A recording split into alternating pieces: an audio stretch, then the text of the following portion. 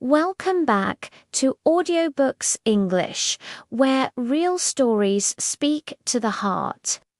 Before we begin, don't forget to subscribe and turn on the notification bell so you never miss a story that inspires courage, faith, and the power of the human spirit. Today, we bring you an extraordinary true story, the incredible story of 99-year-old Marine Frank Wright, a man whose courage began on the battlefields and never faded, even as the years went by.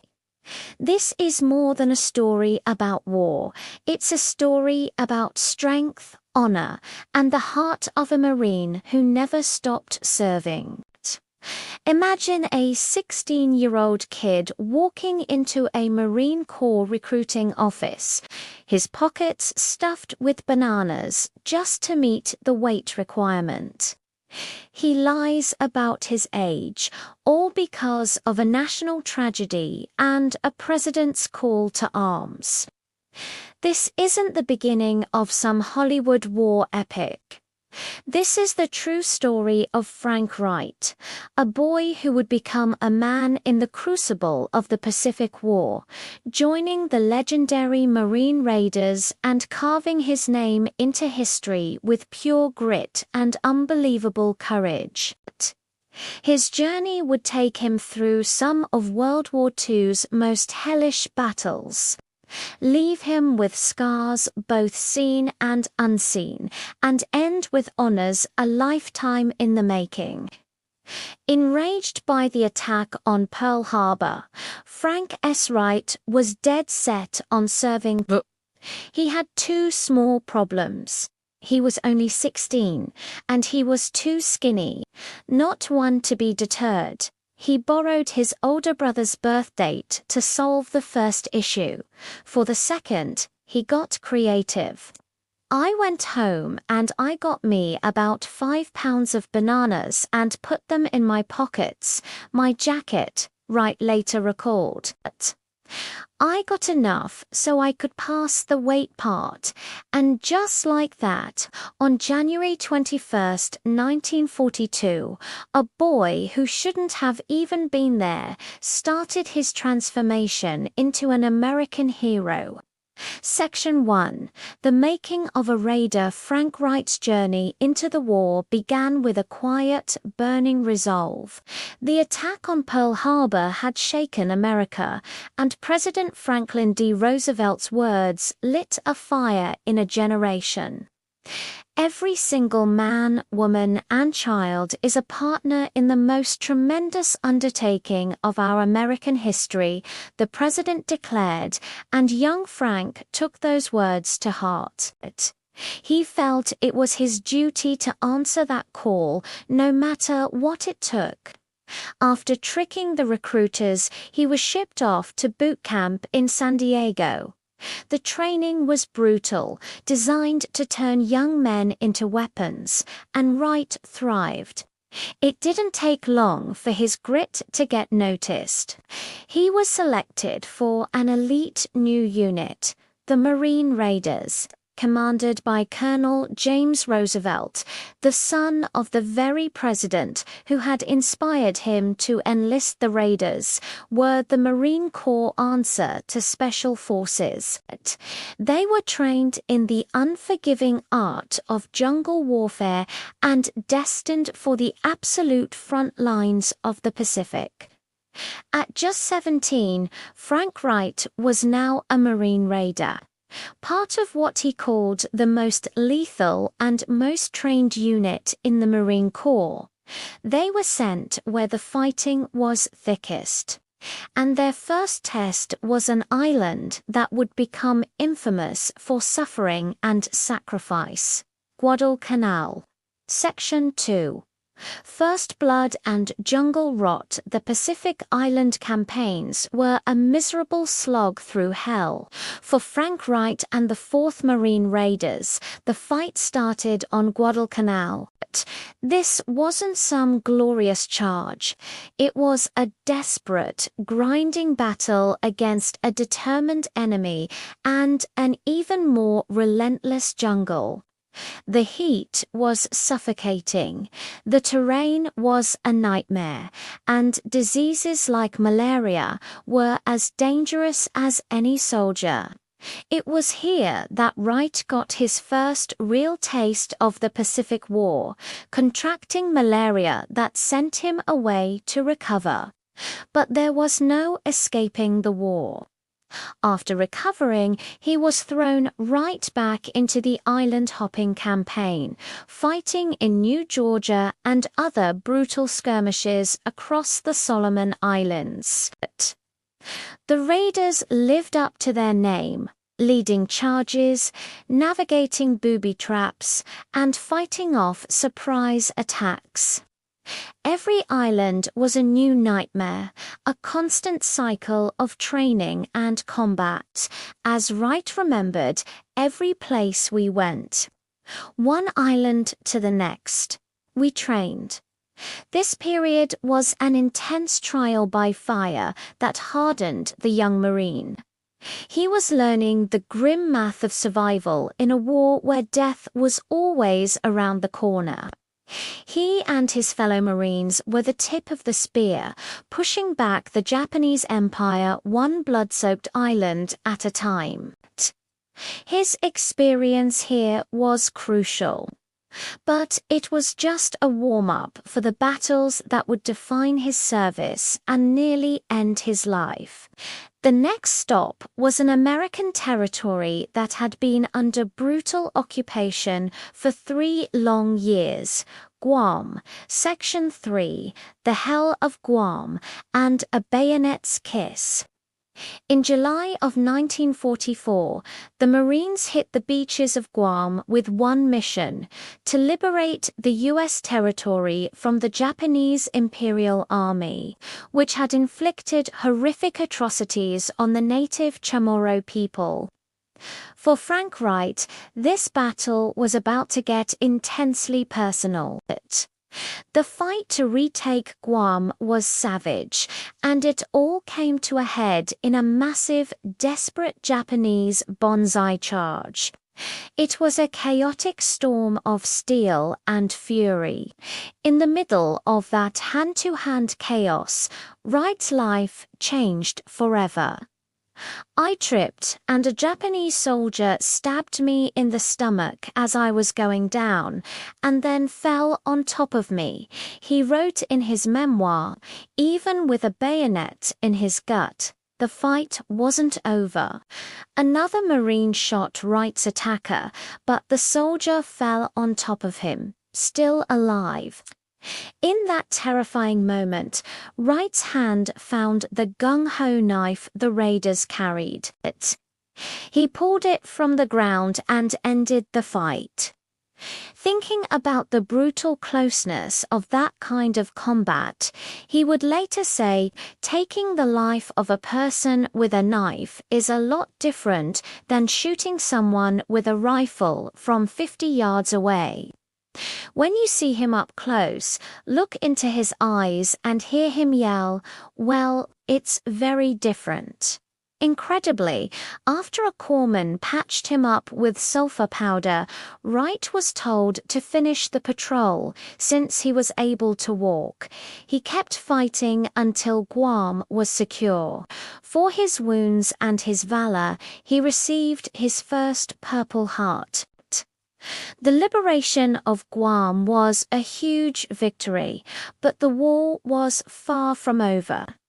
Next, the Marines were called to take a volcanic fortress, a place that would be immortalized in a single photograph and seared into the memory of every man who fought there.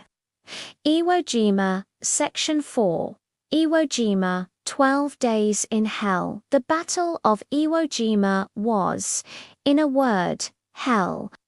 Frank Wright's unit, the 3rd Marine Division, was initially held in reserve for a grim reason. As they waited offshore, the message came back. "We can't use you right now because the beach is too crowded with dead people." The next day, they stormed the black volcanic sands. "It was hand-to-hand fighting from the day we arrived to the day I left," Wright recalled. "It was hard all the way through. Amidst the non-stop carnage, a single moment of hope cut through the chaos." Wright and his fellow Marines heard a huge commotion from the ships in the harbor. He borrowed a pair of binoculars and looked toward the island's highest point. The horns and the bells on all the ships at sea were blowing and ringing. He remembered everybody was just having a good hurrah. They were watching the iconic raising of the American flag on Mount Suribachi, but the celebration was short-lived. The battle raged on. Wright's fight for Iwo Jima ended abruptly during a charge up a hill. First, shrapnel knocked him unconscious. After coming to, he kept going, only to be caught in a machine gun's crossfire. Bullets tore through his right side, cracking his clavicle, puncturing a lung, and exiting through his left arm. This time, the wounds were too severe to patch up. He was medically evacuated. His 12 days in hell were over. He had survived one of the bloodiest battles in Marine Corps history and earned his 2nd Purple Heart. Frank Wright's story is a powerful reminder of a generation that faced down tyranny with breathtaking courage. But his battles didn't end when the guns went quiet. After the war, he fought the invisible wounds of PTSD, a struggle he bravely shared in his memoirs to help other veterans. He hoped that by telling his story, others might find hope and help for their own struggles. If stories like his are important to you, hit that subscribe button and ring the bell. You won't want to miss these incredible chronicles of heroism. Section 5. A Marine for life after his honorable discharge in 1946. Frank Wright showed that his service to his country was far from over. He first spent 6 months as a drill instructor, shaping a new generation of Marines with the hard-won lessons from the Pacific. He then jumped into civilian life with the same drive he had in combat. He earned his high school diploma, then a degree in accounting and business. His post-war career saw him work as a traveling salesman and later as a successful physician business consultant. But maybe his biggest contribution after the war was helping others heal. Using his own harrowing experiences, he helped found an alcoholic recovery and detoxification center. His own long fight with post-traumatic stress disorder, which he wrote about so honestly, gave him a unique empathy for others fighting their own battles. He built a life of purpose, marrying his wife Catherine and spending 74 years with her until she passed in 2020. He became a proud grandfather and pursued hobbies like ham radio. Frank Wright, the warrior, had become Frank Wright, the community pillarer, husband, father, and healer. He proved that a Marine's commitment extends far beyond the battlefield. As he says, "I am a Marine," not was AM. Section 6. The hero's welcome decades after the war. The world hadn't forgotten Frank Wright. In 2024, at 99 years old, he returned to Guam for the 80th anniversary of its liberation. This time, he didn't arrive on a landing craft in a storm of explosions, but on a plane to a hero's welcome, greeted by dignitaries and the very people whose freedom he fought for. He was even named the parade's Grand Liberator, looking into the eyes of the people of Guam. Wright said with emotion, "If you really want to see what freedom looks like, look into the eyes of the people that were liberated in Guam." The honors kept coming. After decades of hoping, the 39th Commandant of the Marine Corps, General Eric M. Smith, approved an honorary promotion for Wright.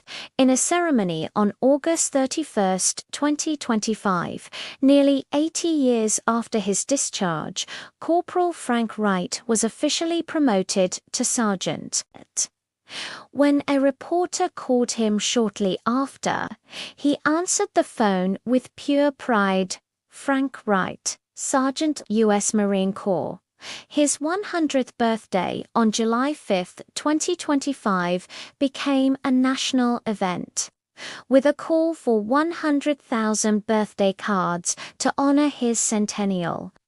At a celebration packed with friends, family, and fellow service members, the boy who lied to serve his country was honored as a living legend, a symbol of a life defined by extraordinary bravery and unwavering service.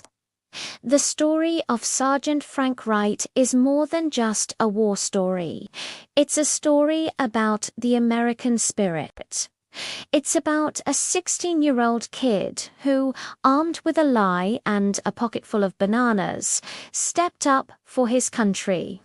He became a Marine Raider, one of the elite few who took the fight to the enemy in the jungles of Guadalcanal, on the shores of Guam, and in the black sands of Iwo Jima. He survived bayonets and bullets, saw the absolute worst of humanity, and came out the other side not broken, but forged into a man of incredible strength. His life after the war dedicated to his family, his community, and helping fellow veterans healers, just as much a part of his legacy as his heroism in battle. His honorary promotion to sergeant at 100 years old wasn't just a formality. It was a final, fitting tribute to a lifetime of honor, courage, and commitment. Frank Wright's journey from a determined boy to a celebrated centenarian is a powerful reminder of what one person is capable of, and a story that truly represents the best of the greatest generation.